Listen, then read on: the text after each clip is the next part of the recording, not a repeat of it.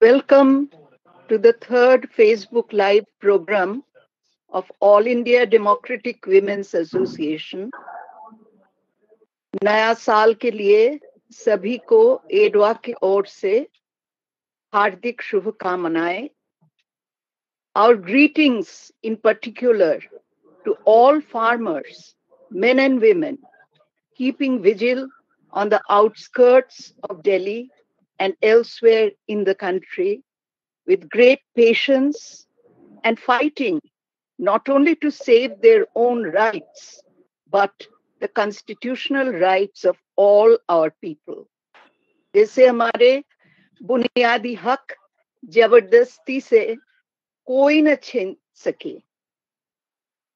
उच्चतम न्यायालय से भी ये अभी पैगाम आ रहा है हमारे पास, ये सुझाव आ रहा है कि अभी कम से कम महिलाओं को घर वापस जाना चाहिए.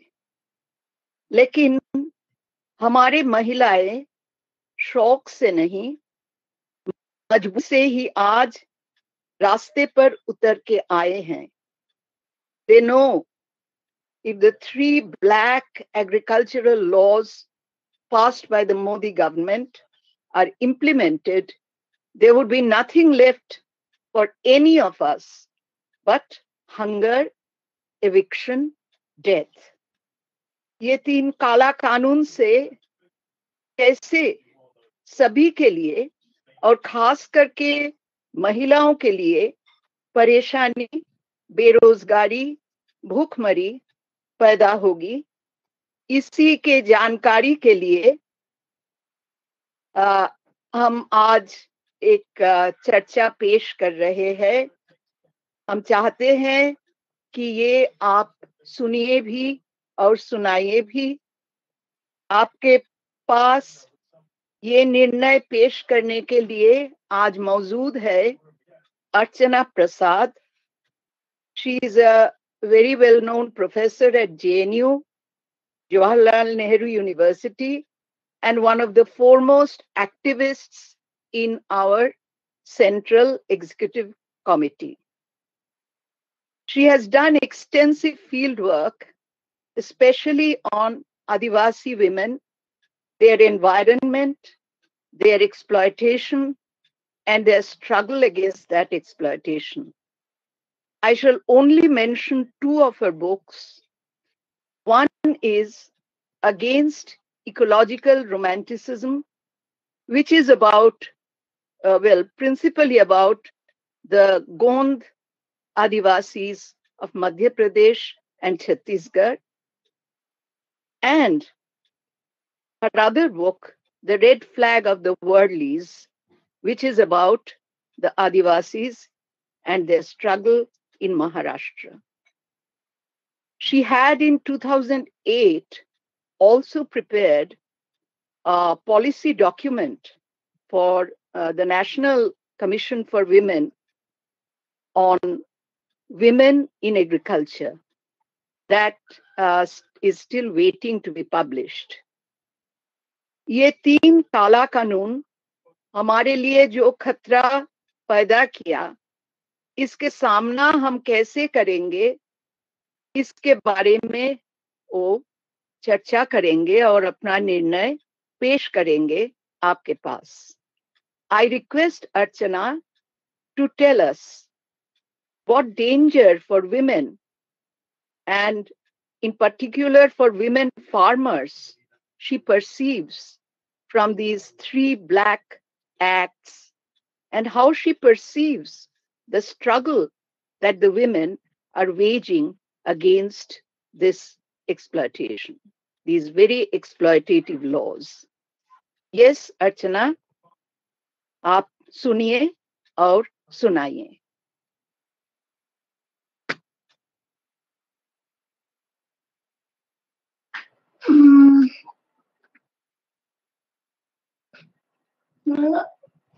I will try to speak in both Hindi and English.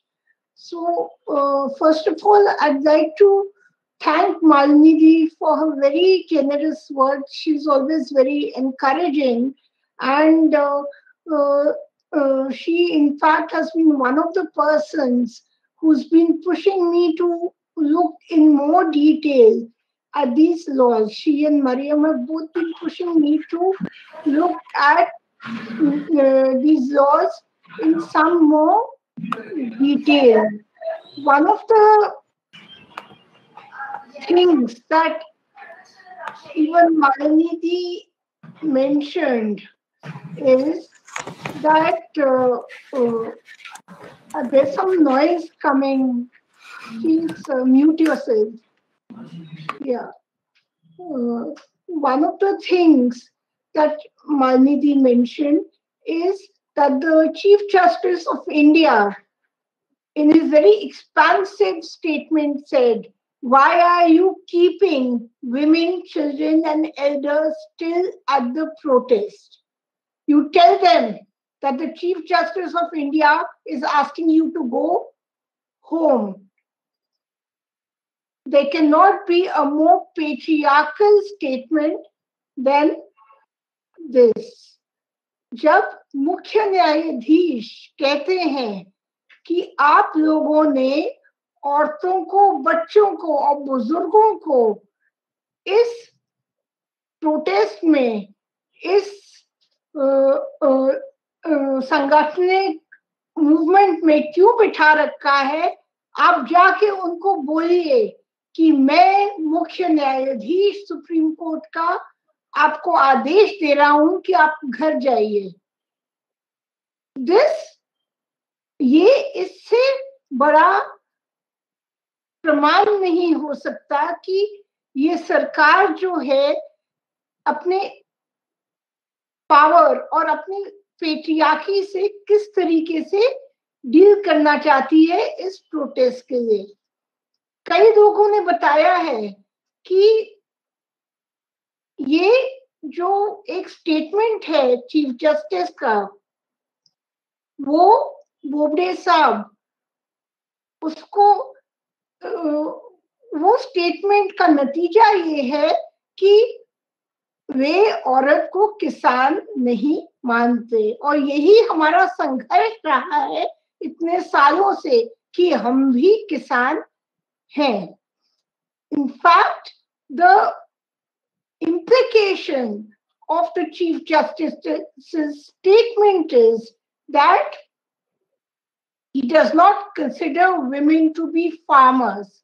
And our struggle, the EDWA struggle, and many other progressive organizations have been struggling for so long to get recognition as farmers. And as Malanidhi said, the NCW report of 2009, and I might add, Malanidhi was the chairperson of that committee. That report, in fact, defined the woman farmer as one who is doing paid and unpaid work। जो राष्ट्रीय महिला आयोग की 2009 की नीति हमने बनाई थी, जिस कमेटी की अध्यक्षा मालिनी थी, क्योंकि वो उस समय मेंबर थी राष्ट्रीय महिला आयोग में, उसमें एक महिला किसान की परिभाषा ये थी कि वो वेतन के साथ और बगैर मजदूरी के जो घरेलू काम है वो करती है, खेत पे काम करती है, पशुपालन में काम करती है, मत्स्य पालन या फिशरीज में काम करती है, बगान में काम करती है, और अन्य ऐसी क्षेत्रों में काम करती है जिनको हम लोग ग्रामीण क्षेत्र और कृषि के साथ जोड़ते हैं। So the women farmer was an unpaid and paid worker in dairy farming, in fishing, in horticulture, in retail, in processing of agricultural produce, and a wide diverse range of activities that go from marketing to unpaid work on the field. All these activities that are related to rural livelihood and also related to agriculture in some way or the other is what includes which is what is included in the term women farmers. So this 2000 and by this 2009 definition, if we see, we are talking about a very large segment of paid and unpaid workers.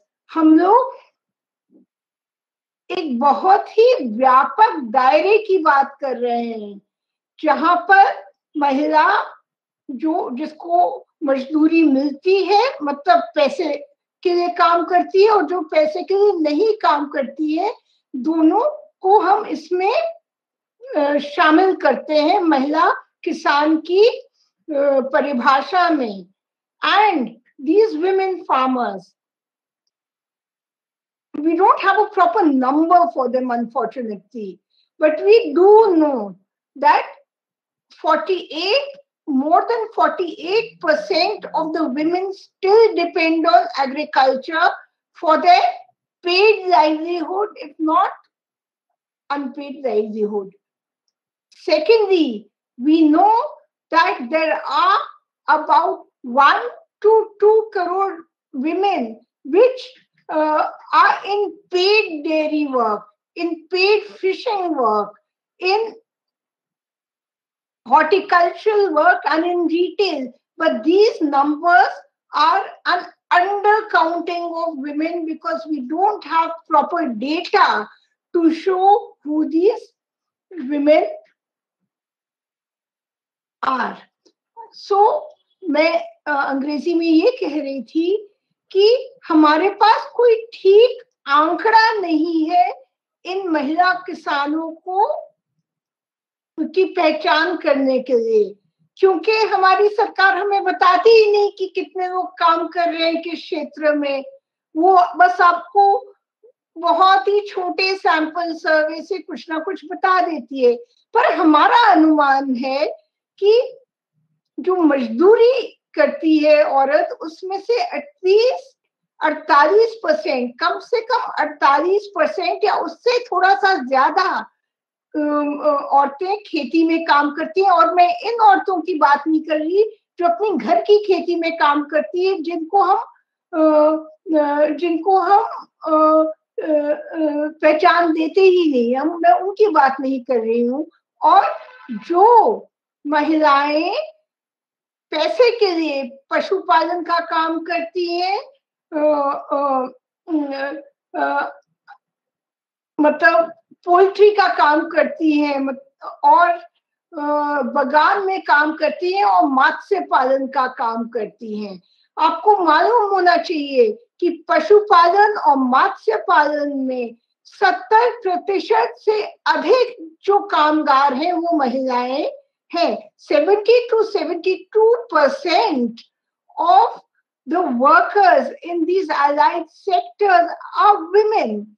So to say that women are just sitting there because somebody has forced them to sit over there is nothing short of revealing the ignorance, the uneducatedness of the Chief Justice of India.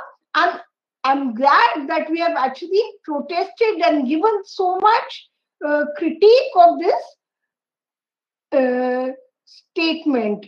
तो मेरे कहने का ये मतलब है कि क्योंकि महिला कृषि के हर क्षेत्र में, चाहे उसकी मजदूरी उसे मिले या वो घरेलू कामगार की तरह उसमें काम करती हो, और ये जो मैंने आपको अनुमान बताया ये बहुत कम करके बताया है क्योंकि हमारे पास आंकड़े ही नहीं है. तो ये जो महिलाएं काम करती, हर क्षेत्र में काम करती हैं, इनको ये कहना कि आपको जबरदस्ती आपके आदमियों ने लाके यहाँ पर बिठा दिया है, आप घर जाइए, आपकी तबीयत खराब होगी, ये होगा वो होगा, ये जो है ये जो संघर्ष है इसको तोड़ने वाली बात है. और हमें पूछना चाहिए कि मुख्य न्यायाधीश अब किसके फायदे के लिए ऐसा स्टेटमेंट बना रहे हैं? For whom, on whose behalf have you put this statement that women should go home because they have nothing to do, or their work has nothing to do with all this, or that they are so weak that they cannot sit to protest for their own rights? So today I'll try to make a brief description or a brief analysis of what are the rights of women that these laws will violate. महिलाओं के किन किन अधिकारों का हनन होगा इन काले कानूनों से, उसके बारे में मैं आज आपके सामने कुछ पेश करना चाहती हूँ। माफ करेगा, मेरी हिंदी बहुत अच्छी नहीं है, इससे टेक्निकल टर्म्स, जो तकनीकी शब्द है, उनको कहने में थोड़ी दिक्कत हो सकती है मुझे, पर मैं कोशिश करती हूँ। सबसे पहले हमें ये 3 कानून और एक बिल जो हमारे पास रखा गया है वो क्या है, इनको समझने की जरूरत है। सबसे पहले मैं आपको ये कहना चाहती हूँ एक्चुअली कि जो कृषि सुधार का मसला है वो आज का मसला नहीं है, वो बहुत सालों से चला आ रहा है। जब कृषि को विश्व बाजार से जोड़ा गया था 1995 में, 1995 में, उसके बाद हमारे साथ क्या हुआ ये सबके सामने है। पिछले 3 दशक से ज्यादा तक हम भारी कृषि संकट का सामना कर रहे हैं, जहां पर 3 लाख से अधिक किसानों ने खुदकुशी कर ली और उनकी औरतों के पास या उनकी पत्नियों के पास या उनके साथ काम करने वाली महिलाओं, उनके परिवार की महिलाओं के पास कोई सहारा नहीं है, ना उनके पास भूमि का अधिकार है, ना उनके लिए सरकार मानने को तैयार है, ना सरकार मानने को तैयार है कि कपास, सोयाबीन और अन्य वस्तुओं की कीमत गिरने से जो ऋण किसानों को लेना पड़ा, उसकी वजह से उन्होंने अपनी मौत की। We know that in 1995, when we began with this agrarian reform process by removal of protection against imports, this is the first step that we took towards an endemic agrarian distress, where more than 300,000 farmers have killed themselves and their widows are not recognized as widows arising out of agrarian distress. They have got no rehabilitation and no support. So we are not new to the fact that all protection is going to be removed from Indian agriculture. But these 4 laws, that is what has been popularly called the contract farming law, or the law for the agreement between farmers and companies for price assurance and farm services 2020, the trade and commerce law, which we popularly call the APMC bypass law, Anti-Mandi Act, that the amendment to the Essential Commodities Act 2020 and the Electricity Bill 2020. जो ये 4 कानूनों के बारे में मैंने आपको बताया, एक तो अनुबंधित खेती के लिए जो अधिनियम आया है, इस अधिनियम में एक किसान और एक कंपनी के बीच में एक करार होगा जिससे सरकार कहती है उसको अच्छा दाम और अच्छी कृषक सेवाएं मिलेंगी। दूसरा, जो कृषक व्यापार और वाणिज्य पर आया है, जिसको हम एंटी मंडी एक्ट भी कहते हैं और जिसका मोदी ने ऐलान किया था, एक देश एक बाजार एक्ट इसको कह सकते हैं हम, वो आया है जो एपीएमसी को दरकिनारे करने का एक्ट है। तीसरा, जिसके बारे में बहुत बात भी हो चुकी है, आवश्यक वस्तु संशोधन अधिनियम, जो जमाखोरी को वैध करार देता है। मतलब कि अगर आप जमाखोरी करते हैं तो आपको कोई नहीं रोक सकता। और चौथा जो बिल आ रहा है वो बिल है बिजली bill.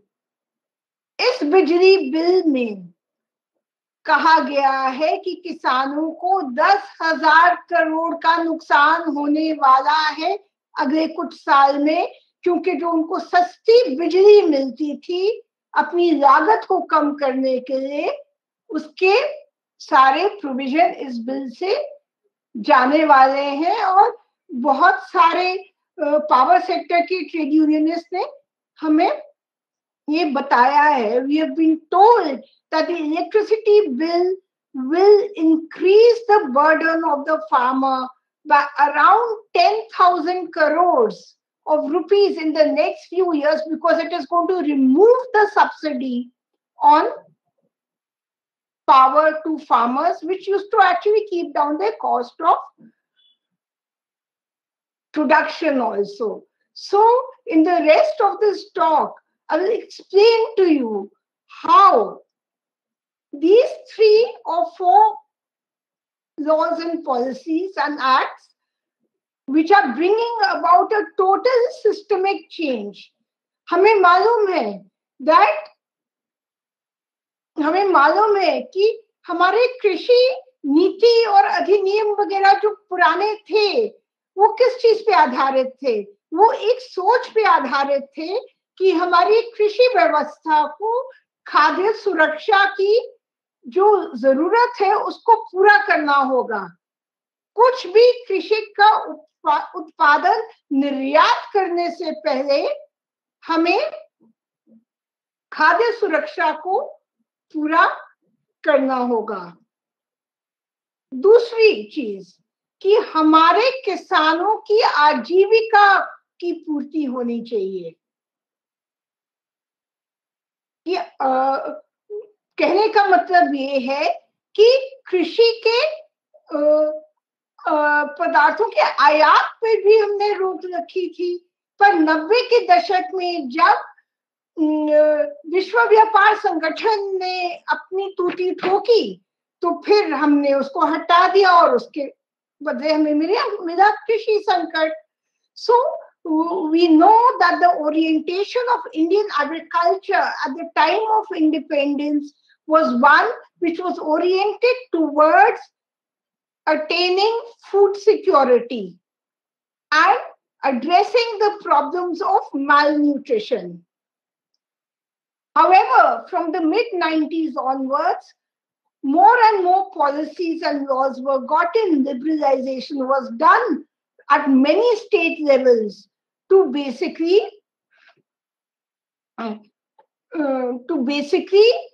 change this orientation from food grains and food crops to more export-oriented crops. And we know that by today, India has come down in the hunger index. For a country that wants to be a world leader, it ranks 94 out of 107 nations in the Global Hunger Index 2020, जो विश्व का भूख पे एक ranking बनता है एक ranking बनता है, उसमें भारत का दर्जा आज 94 है 107 देशों में से। तो एक तरफ तो हम कह रहे हैं कि हम विश्व गुरु बनेंगे, हम विश्व में एक आर्थिक सुपर पावर बनेंगे, लीडर बनेंगे। दूसरी तरफ हमारी जो हालत है, हम अपने लोगों को ठीक से खाना भी नहीं दे पा रहे। और कोविड के टाइम पे, पैंडेमिक के टाइम पे हम लोगों ने देखा कि क्या हालत है। और पैंडेमिक के बाद, ये तो मैं उस टाइम की बात कर रही हूँ जो कोविड से पहले की बात कर रही हूँ। अब कोविड के बाद तो हमारा दर्जा और भी नीचे हो जाएगा। तो दूसरी बात कि अगर आप राष्ट्रीय स्वास्थ्य के 2019-20 के आंकड़े देखें तो 2015-16 में जितनी महिलाओं में खून की कमी थी, वो प्रतिशत जो है 3, 4, 10% से बढ़ गया है कई कई स्टेट में। तो मेरा कहने का मतलब ये है कि जो पहला अधिकार का हमारा हनन होगा इन कानून से, वो है भोजन के अधिकार। Our right to food and nutrition will be affected by these laws. Now, the foundations of food security, all of us know, are three. It is not only the PDS system. There are three. The first was the food subsidy to the farmer so that they could produce food grains without losing income at a cheap price. खाद्य सुरक्षा का पहला आधार था कि हम सरकारी अनुदान दें किसानों को, ताकि वो सस्ता अनाज उगा सकें और उनकी आजीविका या उनकी आमदनी में भी कमी ना आए। और इसकी खरीद के लिए मंडी बनी, जहां पर सरकार खरीद करती थी। ये अलग बात है कि पिछले कुछ सालों में सरकार ने अपनी खरीद भी कम कर दी और हम लोग वो उसके लिए लड़ रहे थे, और वो खरीद एक न्यूनतम मूल्य पे करती थी। वो खरीद मिनिमम सपोर्ट प्राइस, जिसकी बहुत चर्चा आज चल रही है। तो ये उसका दूसरा आधार था।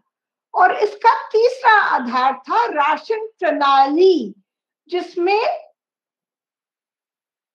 अनिवार्य वस्तु अधिनियम लागू होता था कि बाजार में आपको सस्ता खाना मिलेगा क्योंकि वो अनिवार्य वस्तु है और आप उसकी जमाखोरी नहीं कर सकते। So the first I said was the food subsidy system, the input subsidy system to the farmer.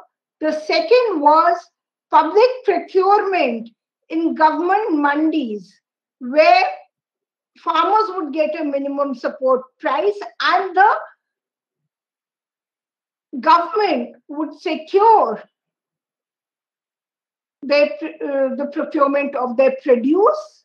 And the third was the public distribution system, where you gave food subsidy so that food could be sold at a cheap rate. We know that all these three have come under considerable pressure in the last 2 decades. पिछले 2 दशकों में ये तीनों पे काफी दबाव बढ़ा है और इनको खत्म करने की कोशिश की जा रही है। मैं आपको आज बताना चाहती हूँ कि ये 3 कानून ये तीनों को असल में खत्म कर देंगे। कैसे? जो करार का कानून है, अनुबंधित खेती जो कानून करता है, वो एक किसान और एक कंपनी के बीच में सीधा करार होगा। इट विल तो उसमें सरकार का कोई लेना देना नहीं होगा। दूसरा, जो मंडी बाईपास एक्ट है, वो मंडी को एकदम बेकार कर देगा, क्योंकि अगर किसान की फसल खरीदने में सरकार अपना पैसा नहीं लगाती तो किसान को बाहर फसल बेचनी पड़ेगी। उसका मतलब है कि न्यूनतम समर्थन मूल्य का कोई मतलब ही नहीं रहेगा। और तीसरा, जो संशोधन लाए हैं वो अनिवार्य वस्तु अधिनियम में, वो जमाखोरी को वैध करार देगा। वो ये कहता है कि अगर आपने जमा किया कोई ऐसी वस्तु को या कोई अनाज को जैसे जमा किया, तो सरकार उसके दाम में दखल अंदाजी नहीं करेगी जब तक उसका दाम, मार्केट का दाम 50% से ज्यादा, 100% से ज्यादा उसके दाम में उछाल ना आए। तो अगर पूरे साल में आपका अनाज का प्राइस था 50 रुपए प्रति किलो, गेहूं का दाम था 50 रुपए या 100 रुपए प्रति किलो, सरकार उस मुक्त बाजार में दखल अंदाजी तब तक नहीं करेगी जब तक उसका दाम 200 रुपए किलो नहीं हो जाता। और ऐसे पदार्थ में जिसमें जो खराब नहीं होता, उसके दाम में सरकार तब तक दखल अंदाजी नहीं करेगी जब तक उसका दाम 50% से ज्यादा बढ़ नहीं जाता। मेरा कहने का मतलब है, सरकार जो है संकट आने तक इंतजार करेगी अगर उसको कुछ करना है, नहीं तो फिर या तो आप युद्ध में हो या अकाल पड़ा हो, तो उसमें वो दखल अंदाजी देगी। What I'm trying to say is that there are 3 ways in which these laws will undo the system of food security. The first thing is that what we call the Contract Farming Agreement Act, that will be between an individual farmer and a company, and the prices will be determined by the 2 contracting parties, one of which may be a very big company and one of which may be a marginal farmer. So we can imagine what kind of prices the farmer will get, and the state will have nothing to do with it because it will be a contract between 2 parties. The second thing is that the One Nation, One Market law will allow the government to bypass public procurement, because if the government decides not to invest in storage infrastructure, if it decides not to invest in FCI, if it decides not to invest in mandi infrastructure, it can simply say that we are not bound to buy your produce now because you have another market to go to, which means that the whole issue of minimum support price for farmers will become redundant, and which is what the farmers are saying also. And thirdly, the Essential Commodities Act will is a direct attack on the PDS system. Ration प्रणाली पे direct attack, because cheap food grains which were bought by the PDS system will no longer be available because of the price rise. The deregulation of prices will make sure that the PDS system, if it has to survive, it will have to buy at market prices. अगर ration प्रणाली को जिंदा रहना है तो उसको market rate पे अनाज खरीदना होगा, जो पहले नहीं था. तो अगर आप न्यूनतम मूल्य को हटा देते हैं, मंडी को बाईपास कर देते हैं, तो राशन प्रणाली अपने आप ही खत्म हो जाएगी.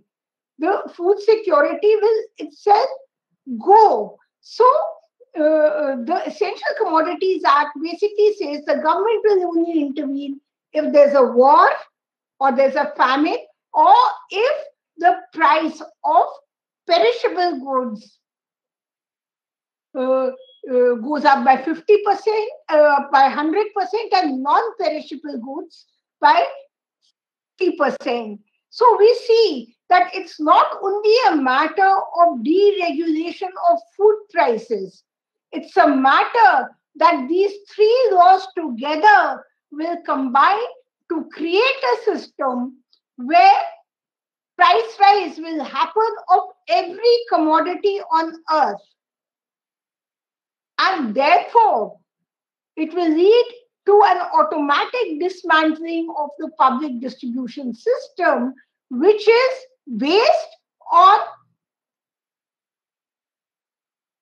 procurement, public procurement at cheap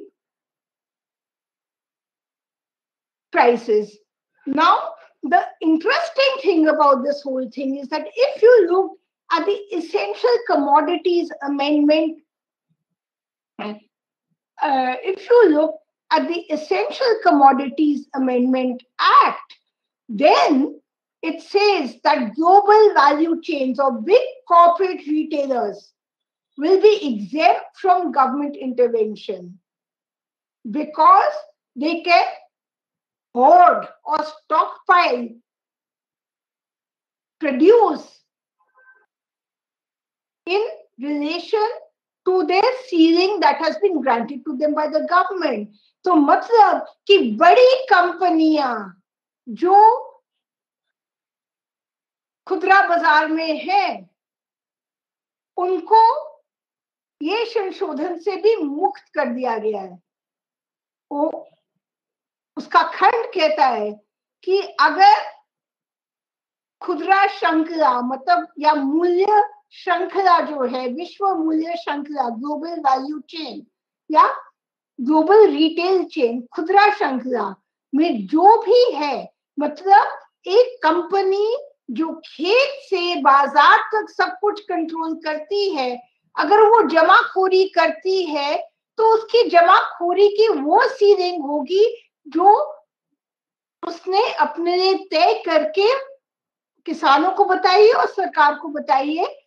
उसका सरकारी दखलंदाजी से कोई लेना देना नहीं होगा. और हम जानते हैं कि अनाज में 10 कंपनियां जो है वो 60 से 70% से ज्यादा व्यापार को अपने नियंत्रण में रखती हैं. So we know that in the value chains of 4 to 5 brands, in fact, control 60 to 70% of the market even today without these laws. So you can imagine what will happen with these laws. So in effect, what we are saying is that we have been disinvesting in agriculture, and we have been disinvesting in agricultural infrastructure. क्योंकि अभी जो what the government has done is it's inviting now private players to put together a fund. It's no more putting any funds in all this. Yeah, and because we are disinvesting in it, we are going to bring these laws to undo the whole system. हम लोग जो है, जो आज के खाद्य प्रणाली system की जो समस्याएं हैं, उनको हम उनका निवारण नहीं करेंगे, बल्कि हम उस खाद्य प्रणाली सिस्टम को खत्म ही कर देंगे। ये तीन कानून लाके, उसका मतलब ये है कि ये 3 कानून का असर जो है वो ना ही खाली महिला किसानों पे नहीं पड़ेगा, वो एक महिला मजदूर जो शहर में रहती है उस पर भी उसका भयानक असर पड़ेगा। So these laws will impact women, not only women agricultural workers or women farmers, but also women of a working class family living in the cities. Secondly, these laws will be a death knell to ICDA system, Anganwadi system, to midday meal scheme system, to all the Poshan Abhiyans which are being now underfunded, but they are certainly coming under grave attack. मैंने पहले ही अधिकार पे बहुत time ले लिया है, तो मैं जल्दी से बाकी 3 अधिकारों की अब बात करती हूँ. And lastly, on food security, what I want to tell you is that this will not only impact on food grains, it will impact on eggs, on meat, on milk, on any other food item that is considered nutritious for you. Because in these bills, the definition of farm produce includes all these things, including food. तो आखिरी चीज जो मैं भोजन के अधिकार के बारे में आपको बताना चाहती हूँ वो ये है कि ये खाली अनाज पे असर नहीं, के दामों पे असर नहीं करेगा, ये अंडे, दूध और बाकी सारे दामों पे भी असर करेगा. मीट, जो चीजें हमें अपने अच्छे खाने के लिए चाहिए, उन सब पे ये घातक असर करेगा. अब मैं आती हूं आजीविका के अधिकार पे. Right to livelihood and decent income, आजीविका का अधिकार और आमदनी का अधिकार, इस पे आती हूं. ये दूसरा अधिकार है जिसपे सवाल उठता है इन 3 कानूनों से. इन कानूनों के बारे में मैं ऑलरेडी आपको काफी विस्तार से बता चुकी हूं, पर आजीविका का कानून कॉन्ट्रैक्ट लॉ से, मतलब अनुबंधित उत्पाद का जो कानून आया है उससे, उसमें बहुत फर्क पड़ने वाला है, क्योंकि ये खाली उत्पादन पे फोकस नहीं करता, ये सेवाओं पे भी फोकस करता है. जैसे बीज, जैसे कीटाणु मारने वाली दवाओं पे, जैसे खाद, इन सब चीजों पे फर्क करेगा. This is not only going to impact produce, the price of produce, but also the price of inputs. And this will naturally have, which is why the government does not want to legalize MSPs, because we know that in the world, 10 companies, in fact, less than 10 companies control 80% of the input market, global companies. Bayer, Monsanto, Syngenta, Dowchem, all these companies, they control the input market. And in fact, we are going to initiate a study in a small place like Karnal, where every company has its field station. Every company. they did not require the laws to bring them in, but these laws are going to legalize this penetration, because the contract farming law is not only about produce but also inputs. So that means that if a big multinational corporation ties up with a retail giant like Big Bazaar or Walmart or Reliance Fresh, this joint venture, which is happening all over the place, will start to control from farm gate to retail. And this is what we call a global agribusiness value chain. मतलब कि जो 4 कंपनियां ये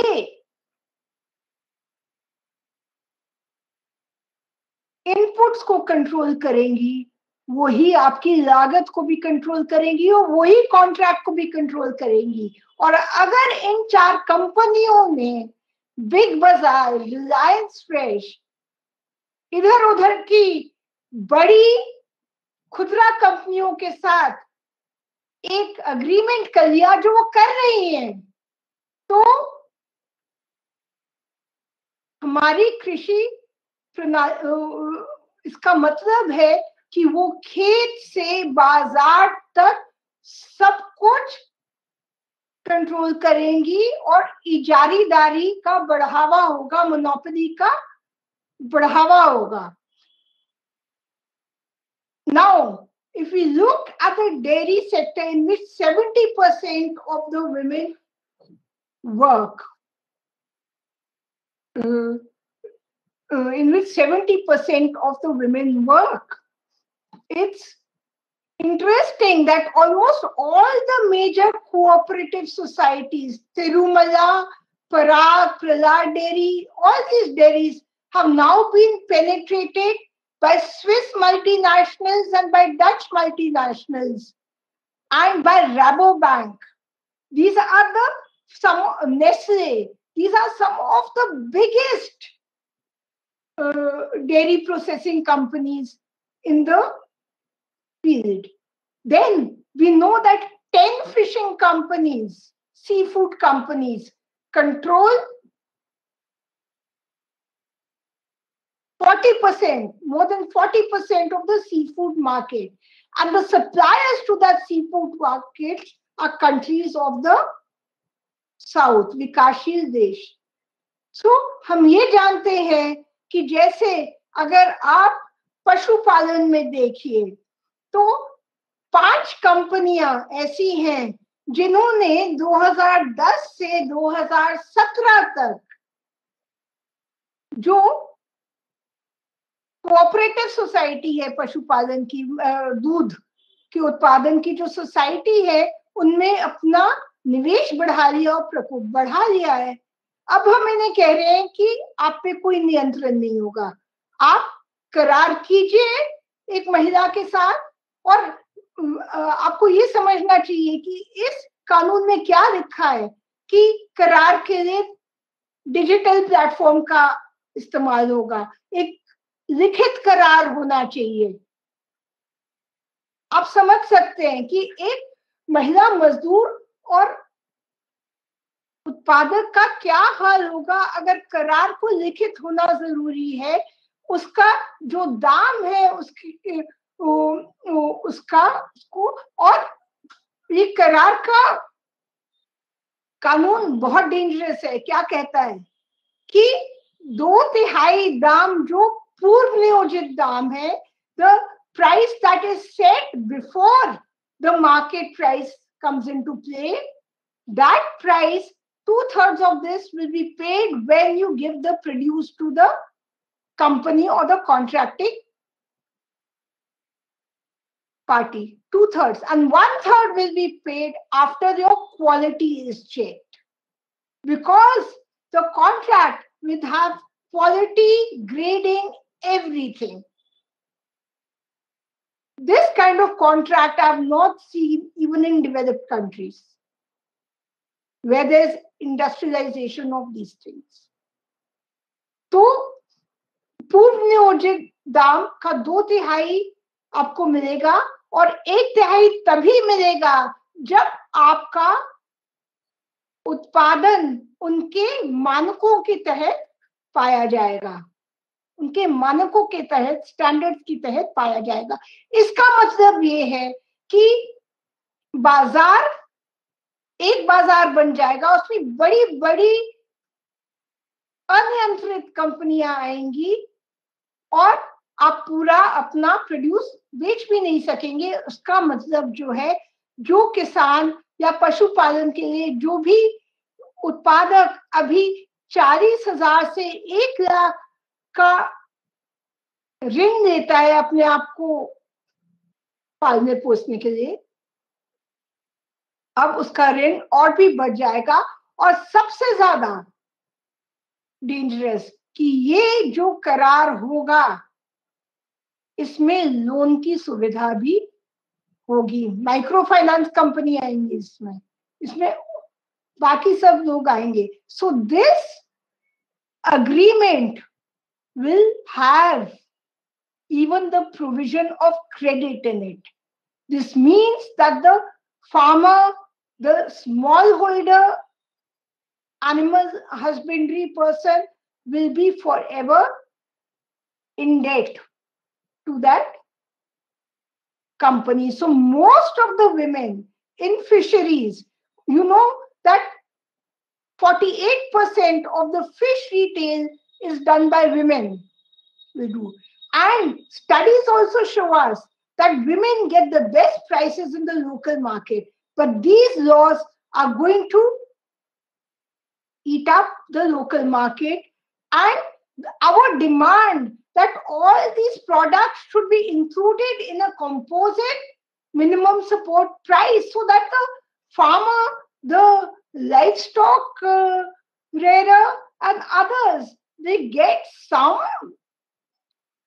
income in order to even being able to buy things from the essential commodities market. That will also go.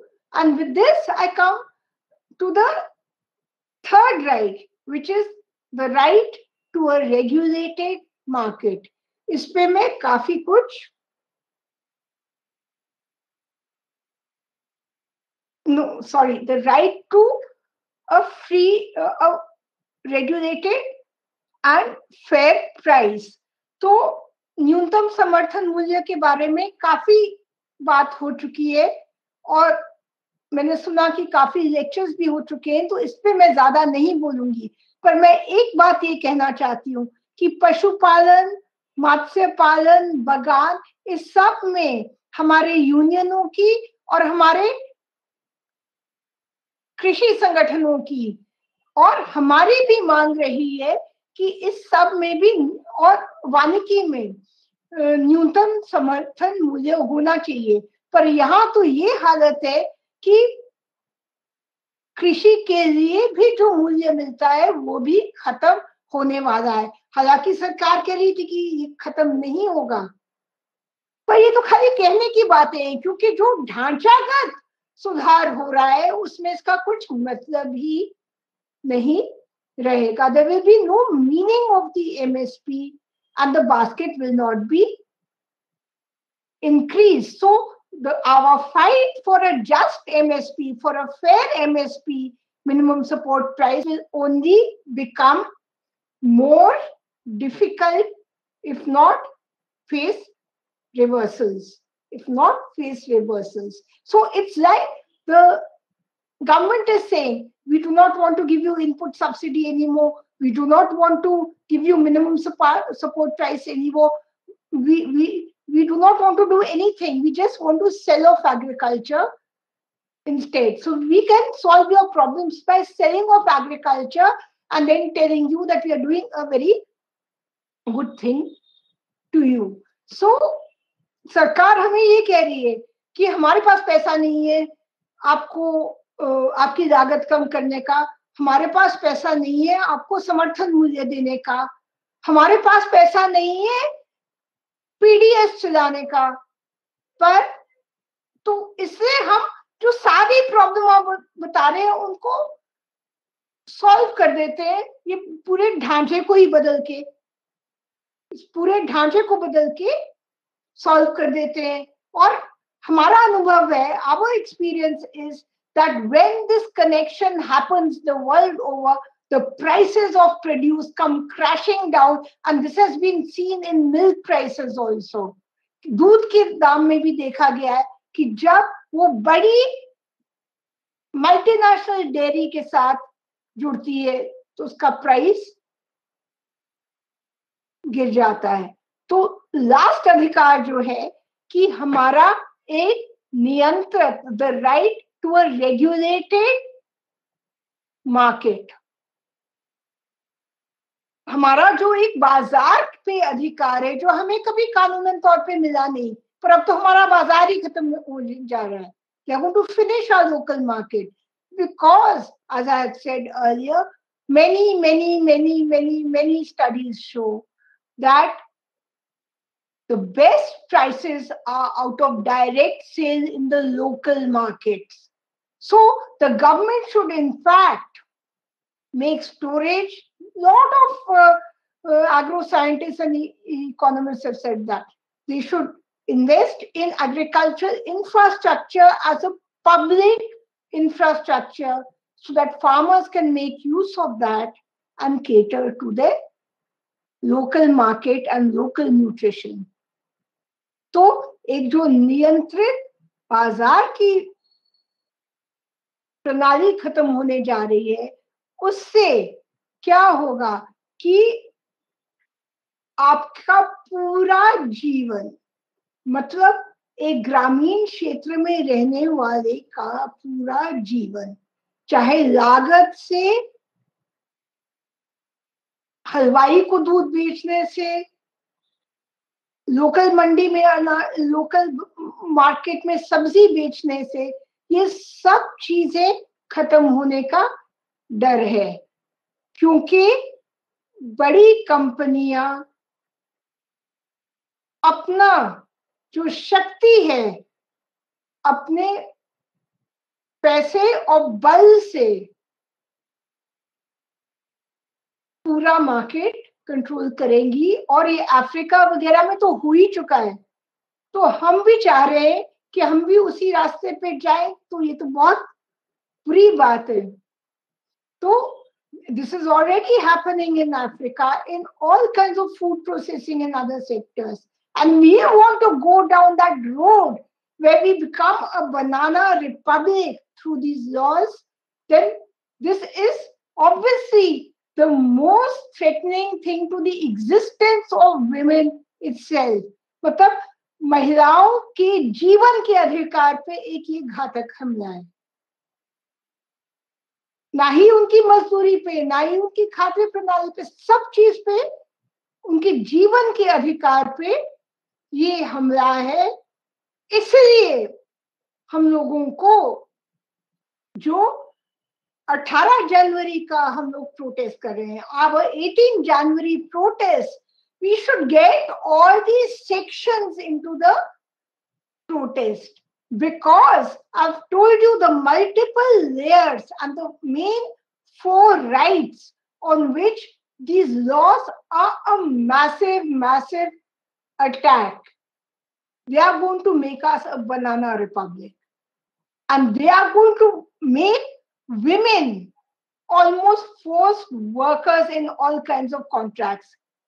If you look at the Gujarat model, human trafficking of women and children increased when cotton farming was corporatized like this. जब कपास के खेती में बड़ी कंपनियां आई गुजरात में, तो महिला और बच्चों की, मजदूरों की, महिला मजदूर और बच्चे बाल मजदूरों की तस्करी की संख्या बढ़ गई। मध्य प्रदेश से, उड़ीसा से, राजस्थान से, इस पर गुजरात सरकार की खुद की स्टडीज है, मैं क्या बताऊं आपको इसमें. Government of Gujarat has itself done studies where it shows that trafficking of these workers has increased. So bonded labor is going to increase. In Thailand, in seafood companies, the worst sex crimes happen. जो Thailand की मतलब sea food company है, मछली कंपनियां, ये सब, इनमें महिलाओं को बंधुआ मजदूरी ही नहीं कराते, उनका यौन शोषण भी बढ़ता है. तो जो बड़ी कंपनी के श्रमिक मापदंड है वो बहुत ही खराब है, और इसका एविडेंस हमारे पास है. अगर आप पंजाब और हरियाणा के किसानों से पूछेंगे तो उनके पास अनुभव है, तभी वो कह रहे हैं कि हम ये नहीं मानते. सरकार कह रही पहले तो आप मान रहे थे, अरे उन्हें मान के अपनी दुर्दशा देख ली तो अब नहीं मान रहे. The Punjab and Haryana Kisan farmers have experienced this corporatization, and that's why they are not willing to back off. And the women are sitting because I've told you that they are fundamentally impacted by this in many ways, especially in the way in which hunger and forced labor is going to grow. So I think that I've spoken a lot and enough. मैंने काफी कुछ कह दिया है, मुझे संक्षिप्त में बताना पड़ा क्योंकि बहुत चीजें हैं इस पे कहने को.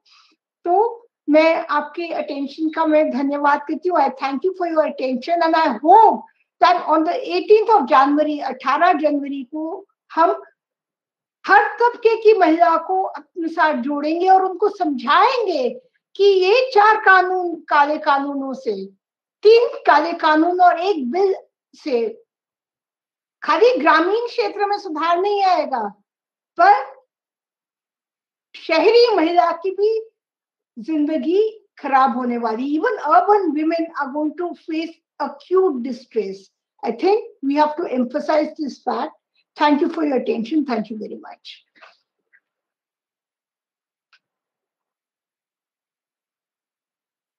You are now unmuted. Thank you, Archana. I will now request Mariam to conclude. It was a very illuminating talk, and Mariam will now speak. Yes, thank you, Nidhi, and thank you, Archana. It was a brilliant lecture.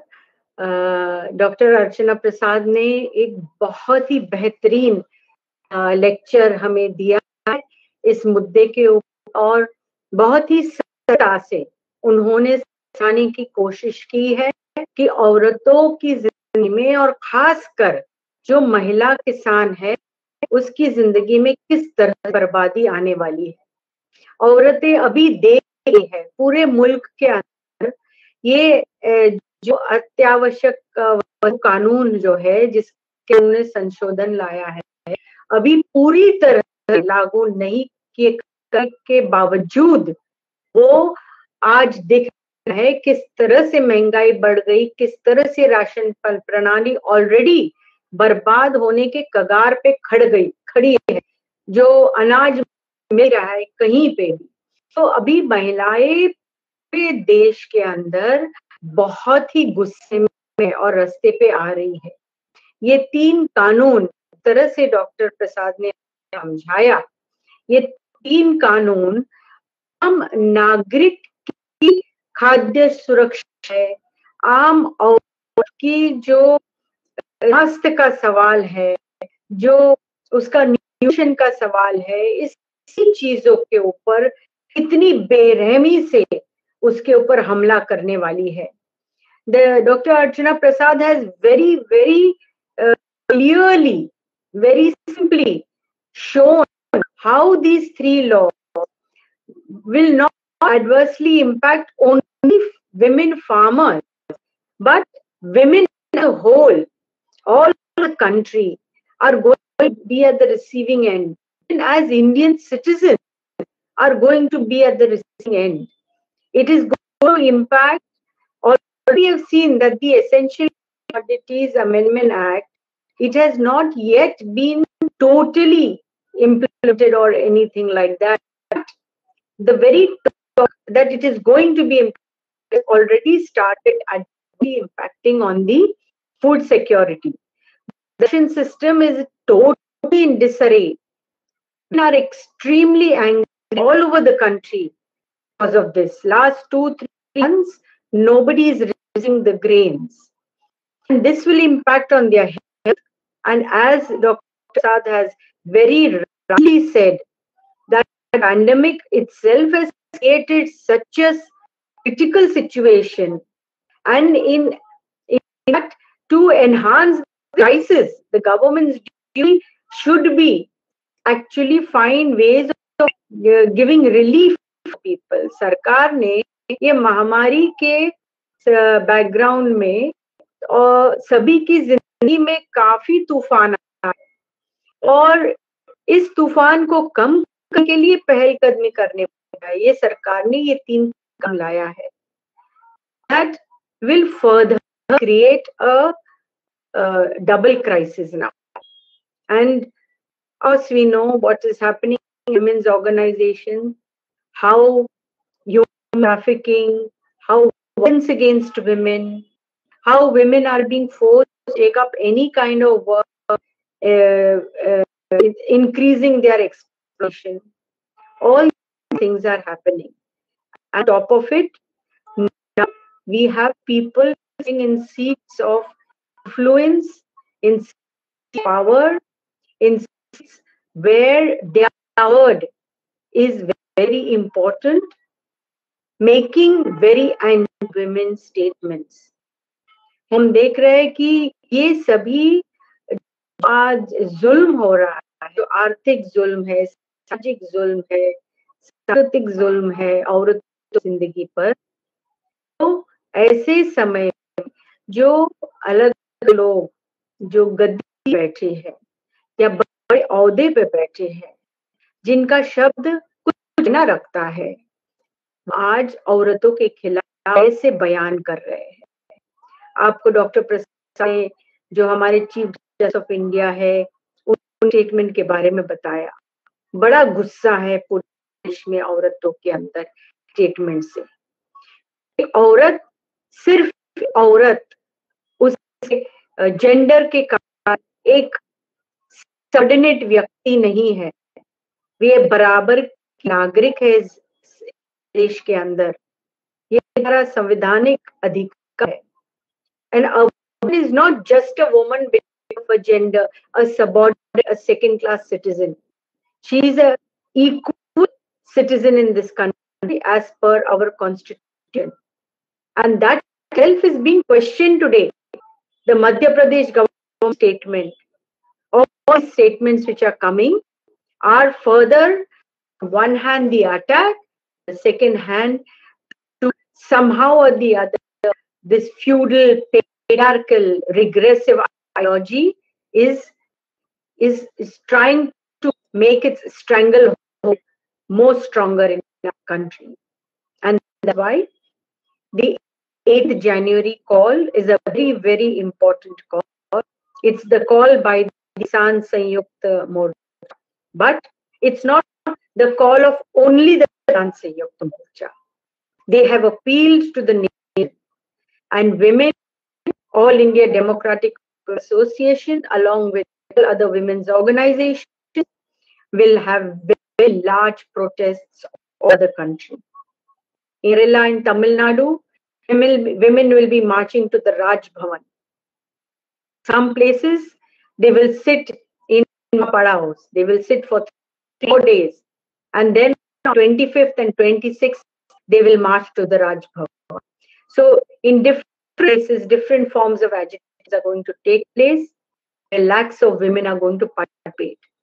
So 18 का एक बहुत ऐतिहासिक थियो, ये संयुक्त मोर्चा जो पुकार दी है कि सिर्फ वो किसान संयुक्त मोर्चा की पुकार नहीं रही, पूरे देश की महिलाओं की पुकार बन गई है। उनकी आवाज में हमारी आवाज हम सब ने जो जनवादी महिला समिति पूरे मुल्क में बड़ी तादाद में बाकी की महिला संगठनों के साथ औरतों को रास्ते पे उतारेगी।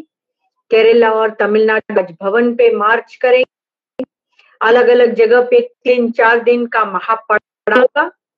25-20 तारीख को भी राजभवन पे मार्च होगा अलग जगह पर, और ये संघर्ष जारी रहे। ये हमारे अस्तित्व का सवाल है, हमारी जिंदगी को बचाने का सवाल है। अभी 14 तारीख को कई जगह पे 3 कानून को की होली कर दी गई, इनको जलाया गया। ये आवाज मुल्क के कोने कोने से उठ रही है और मजबूती से उठेगी। मोदी सरकार को ये क्या चाहती है कि आपको हमारी आवाज सुननी पड़ेगी। शब्दों के साथ हम आगे लड़ते जाएंगे, मजबूत होते जाएंगे और इस देश को बचाने के संघर्ष में बड़ी तादाद में जुड़ेंगे। डॉक्टर अर्चना प्रसाद, बहुत बहुत शुक्रिया। We will fight together, we will march together, we will move together, and will strengthen us from the coming days to save the nation and to save ourselves. We are very grateful to Dr. Archana Prasad, who has removed valuable time for this lecture and given an excellent lecture, which we will try to transcribe and circulate to everybody. And thank you to everybody who is listening into this lecture through the Facebook all over the country. सभी जो श्रोता इस lecture बात सुने पूरे देश के अंदर अलग अलग पेजेस से, हम उनका भी शुक्रिया अदा करना चाहते हैं और हम सब अपनी आवाज मजबूत करेंगे। इन्हीं के साथ अब खत्म करती हूँ। धन्यवाद।